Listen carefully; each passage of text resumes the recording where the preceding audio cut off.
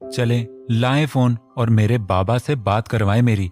बेला जैसे ही टेबल से उतरती है तो फौरन ही कबीर से अपने बाबा से बात का मुतालबा करती है और साथ साथ अपनी शर्ट को हाथ से पकड़कर नीचे करती है ताकि उसकी टांगें छुप जाएं, क्योंकि उसकी जीन्स बहुत दूर पड़ी होती है और ये पहले कबीर को अपने बाबा से बात करवाना याद दिलाना बेहतर समझती है। अब कबीर उसकी बात सुनकर इसी सोच में पड़ जाता है कि उसे क्या जवाब दे। अगर उसे कह दिया कि उसके बाप को किसी ने शूट किया है और हॉस्पिटल में है तो वो फरहान के पास जाने की जिद करेगी। मैं कुछ कह रही शायद, इतना टाइम नहीं है मेरे पास। आपने कहा था ना कि मेरी आवाज नहीं निकलनी चाहिए, इस पर आप मेरी बात करवाएंगे। अब दे मुझे फोन। बेला एक हाथ कबीर के सामने करके फोन मांगती है और कबीर से आप कहकर बात करती है। ये शरीफों वाली जुबान भी इसीलिए इस्तेमाल कर रही थी ताकि कबीर कोई और जवाब न बनाए और उसके बाबा से बात करवाने से मना न कर दे। हाँ कहा था, लेकिन अब मेरी एक और शर्त है, अगर वो पूरी करो तो मैं तुम्हारे बाबा से बात करवा दूंगा। चलो। कबीर ये कहकर उसके दोनों कंधों के गिर्द अपने हाथ जमा लेता है। अब कौन सी शर्त? देखें मेरे पास टाइम नहीं है प्लीज। बेला अब थोड़ा सा पीछे होकर कबीर से बोलती है। हाँ स्वीट हार्ट, इसीलिए तो कह रहा हूं कि जल्दी से शर्त पूरी करो और अपने बाबा से बात करो, इससे पहले कि देर हो जाए। कबीर जब उसे दूर होते हुए देखता है तो उसकी कमर अपने साथ लगाता है और खुद टेबल के साथ लगकर उससे कहता है, कैसी शर्त? अब बेला उसका इरादा भांपते हुए बोलती है। कबीर अब अपने होंठ पर उंगली रखकर उसे कहता है, किस ऑन माई लिप्स। ये नहीं कर सकती मैं। बेला अपना मुंह पीछे करके लाल चेहरा करते हुए उससे कहती है। कबीर तो यही चाहता था कि कोई ऐसा काम कहे जो वो ना कर सके और ऐसे वो उसके बाबा की बात उससे छुपा लेगा, इसलिए वो दिल ही दिल में खुश होता है। तो फिर ठीक है, मैं तुम्हारे बाबा से बात नहीं कराऊंगा। कबीर अब उससे मुंह बसोर कर बात करता है और अंदर ही अंदर खुश भी होता है कि ये अब अपने बाबा से बात करने का नहीं कहेगी। बेला उसकी बात सुनकर फौरन अपने दोनों पांव जमीन से ऊपर कर लेती है और उसके चेहरे को अपने दोनों हाथों में थाम लेती है। उसे ऐसा करते देखकर कबीर हैरान होता है कि ये अपने बाबा से बात करने के लिए कुछ भी कर सकती है। उसे तो लगा चाहे ये जो मर्जी कर ले, लेकिन कम से कम उससे किस वाला काम तो करने की तवक्को नहीं थी, और वो भी कबीर से जो उसे इतना दर्द पहुंचा चुका था। बेला अब अपनी दोनों आंखों को बंद कर लेती है और आहिस्ता आहिस्ता कबीर के दोनों होंठों के पास अपने लब कर लेती है, जिस पर कबीर थोड़ा पीछे की तरफ हो गया ताकि ये उसे किस न कर सके। लेकिन बेला ने उसका चेहरा थाम कर अपने होंठ उसके होंठ पर रख दिए और फौरन पीछे हटने लगी।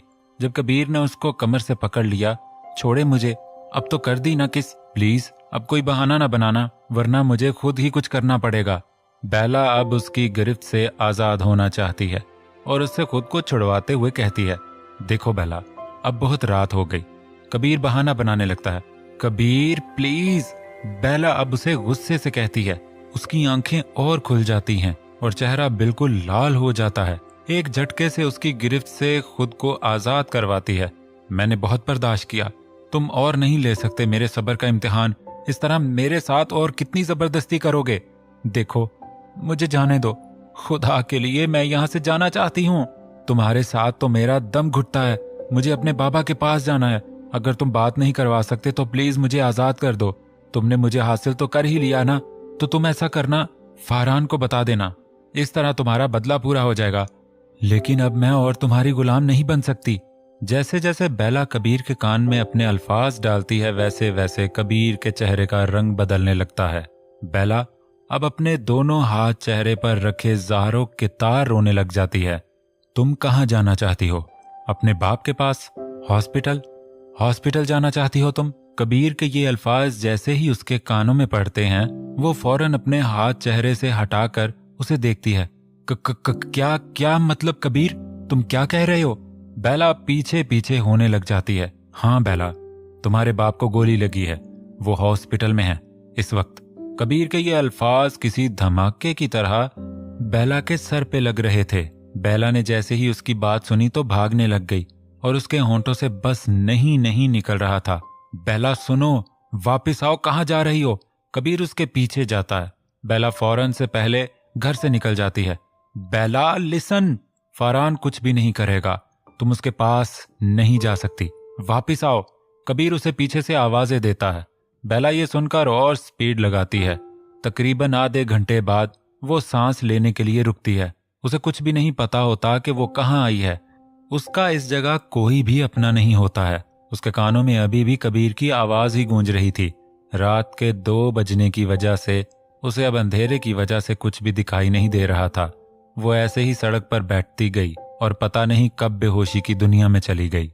जैसे ही उसकी आंख खुली तो वो अपने क्वार्टर रूम में थी और कबीर सोफे पे बैठे उसको ही देखे जा रहा था। उसे देखकर बेला को फिर रात वाला मंजर याद आया। फारान, बेला अभी कुछ कहती ही है जब कबीर उसकी बात काट कर उसके पास आ जाता है। फारान कुछ भी नहीं करेगा। बेला, तुम्हारा शौहर तुम्हारे सामने खड़ा है और तुम किसी और से बात करोगी कि तुम्हारे बाबा को बचा ले कोई? दैट्स नॉट फेयर बेला। कबीर उसकी आंखों से आंसू साफ करते हुए बोलता है।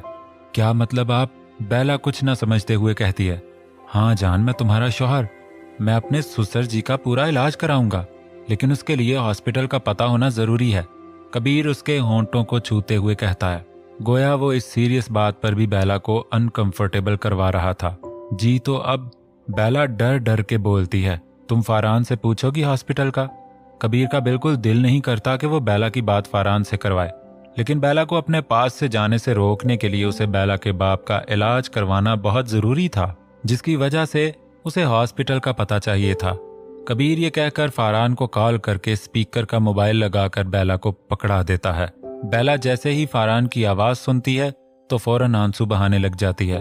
कबीर जिसे बहुत मुश्किल से जब्त करता है। बेला फारान से हॉस्पिटल का पूछती है, जिस पर फारान उसे नाम बता देता है। तो कबीर फौरन बेला के हाथ से मोबाइल खींच लेता है और रूम से बाहर आ जाता है। फारान लेगारी, मेरे यार, अब तुम्हें मेरे ससुर जी की फिक्र करने की कोई जरूरत नहीं है, क्योंकि उनका इकलौता दामाद अभी जिंदा है। कबीर फारान को ये लफ्ज चबा चबा कर कहकर फोन बंद कर देता है और अपने बंदे से बेला के बाबा के चेकअप का पूछता है और उनसे सारी इंफॉर्मेशन निकलवाता है। बेला वॉशरूम से बाहर निकलती है तो अपने बेडरूम पर उसे बैठा हुआ देखकर फौरन शहाब साहब यानी के अपने बाबा का पूछती है। देखो, तुम्हारे बाबा को ठीक होने के लिए तुम्हारी कोऑपरेशन चाहिए। बेला पेरिस रहकर कैसे कोऑपरेशन करती, उसे बिल्कुल समझ नहीं आती। उसके बोलने से पहले कबीर दोबारा शुरू होता। मतलब ये कि अगर तुम मेरा कहना मानोगी और मेरी बातों पर अमल करोगी, आगे से जवाब नहीं दोगी, मेरे पास रहोगी एज अ मेड, तो फिर दूसरी तरफ तुम्हारे बाबा मेरे ससुर जी बहुत जल्द ठीक हो सकते हैं और मैं भी यही चाहता हूं कि जल्द ठीक हो जाएं। और हाँ, अगर तुमने जरा सी भी शरारत दिखाई तो तुम्हारे बाप की जो डोर मेरे हाथ में है वो मैं छोड़ दूंगा। कबीर ये बात कहकर बेड पर बैठ जाता है। तो ये सब तुमने इसलिए किया ताकि मैं इधर ही रहूं। इस सब के पीछे भी तुम्हारी घटिया चाल। हाँ, अभी बेला कबीर को कह ही रही होती है कि कबीर बेड पर दोबारा लेटकर उसे अपने ऊपर गिरा लेता है। तुम्हारे अंदर तो मैनर्स ही नहीं हैं, शौहर से ऐसे बात करते हैं क्या? अब कबीर उसके चेहरे से बाल पीछे करता है। मेरे अंदर मैनर्स नहीं है और आपके अंदर तो पूरी इंसानियत ही नहीं है, बेला अपना चेहरा पीछे करके कहती है।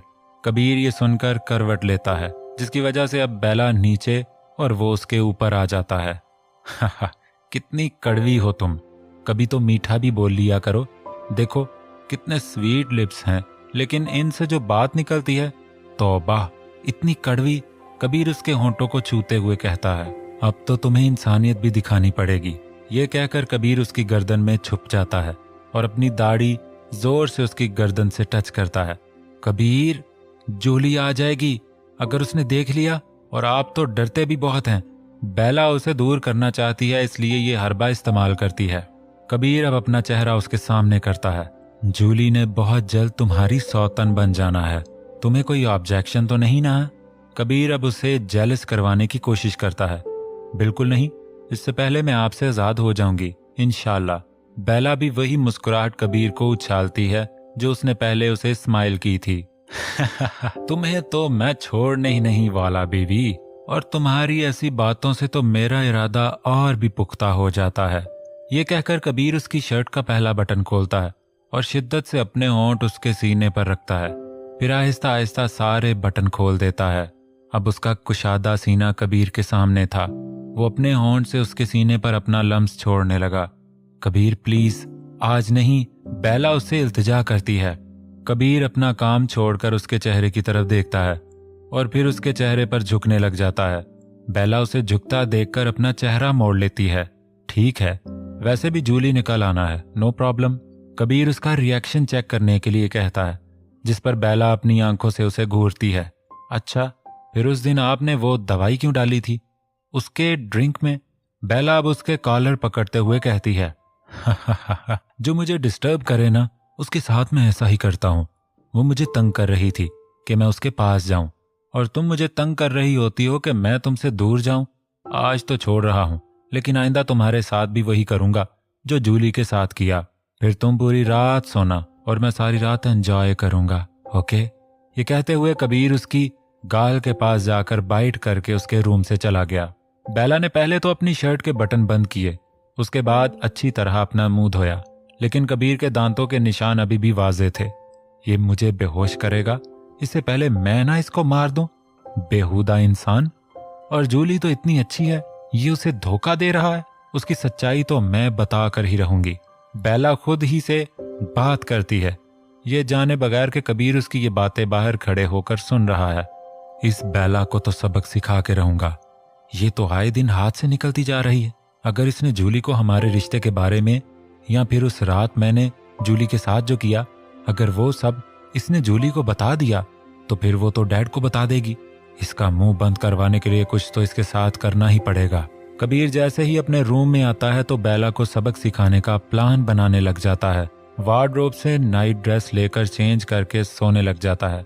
अब उसने फैसला कर लिया था कि कैसे बेला को सीधा करना है। अचानक बेल की आवाज पर बेला की आंख खुल जाती है। क्योंकि उसे यूनी से ऑफ थी, इसलिए उसने अलार्म नहीं लगाया था। हेलो, कौन? बेला जैसे ही रिसीवर कान से लगाकर पूछती है तो कबीर की आवाज उसके कानों से टकराती है। तुम्हें याद नहीं है मैंने तुम्हें क्या कहा था? क्यों अपने बाप को मरवाना चाहती हो? कबीर अब गुस्से से उसे कहता है, क्योंकि उसे भूख लगी थी और बेला को किचन में ना देखकर उसका मीटर घूम गया था। बेला ने फौरन ही रिसीवर रखा और अपना नाइट ड्रेस चेंज किए बगैर ही किचन की तरफ चल दी। जैसे ही वो घर के अंदर दाखिल हुई तो कबीर सोफे पर बैठा हुआ था। क्या करती रही थी सारी रात? मैं तो था नहीं तुम्हारे पास, जो इतना लेट उठी। जल्दी से ब्रेकफास्ट बनाओ, 2 बज गए हैं। हाय कबीर। अभी कबीर उसे कह ही रहा होता है कि जूली की आवाज आती है। हाय, तुम इतनी जल्दी आ गई, खैरियत तो है? कबीर अब सोफे से उठकर उसके गले लगता है। हाँ कबीर, तुम्हें पता है हमारी यूनी में एक पार्टी है जिसमें हम सीनियर भी जा सकते हैं, तो मैंने सोचा क्यों हम भी जाएं। बेला कहाँ है? उसने नहीं बताया। जूली अब उसके साथ सोफे पर बैठते हुए बोलती है, ओह अच्छा, वाह, जाना तो बनता है। हाँ, बेला शायद भूल गई हो, वो किचन में ब्रेकफास्ट बना रही। तुम यकीनन काफी पियोगी, है ना? कबीर उससे ये कहकर बेला को काफी का कहता है। बेला सब कुछ एक ही ट्रॉली में रखकर लॉन्ज में लाती है तो जूली उससे पार्टी का कहती है। उस पर वो कहती है कि उसका दिल नहीं है।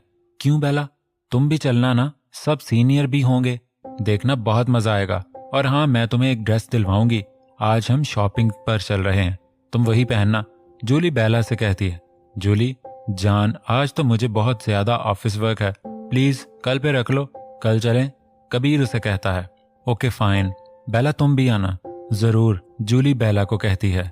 बेला ट्रॉली लेकर जाने ही लगती है जब कबीर अपनी टांग बीच में अड़ा देता है और बेला जमीन पर गिर जाती है। उसके साथ साथ जूली की काफी बेला का हाथ लगने की वजह से जमीन बोस हो जाती है। ओह नो, जूली फौरन ही सोफे से उठ जाती है। ओह शिट, जूली जल्दी से वॉश करो, कहीं तुम्हारे स्किन न जल जाए। इस बेला से तो कोई काम ढंग से नहीं होता, उसकी तरफ से मैं सॉरी करता हूँ, तुम जाओ वॉश कराओ। कबीर फौरन जूली को कहता है। उस पर वो भागती भागती वॉश करने चली जाती है और बेला बेचारी अभी तक जमीन में बैठी होती है। उसे अभी तक यकीन नहीं आता कि कबीर ने उसके साथ ये जानबूझकर किया है ताकि बेला कहीं जूली को सच्चाई न बता दे, और इसलिए वो उसे धक्का देता है और काफी जूली पर गिर जाती है ताकि जूली बेला से बदगुमान हो जाए, ताकि अगर बेला बता भी दे तो कहीं वो इसका यकीन न कर ले।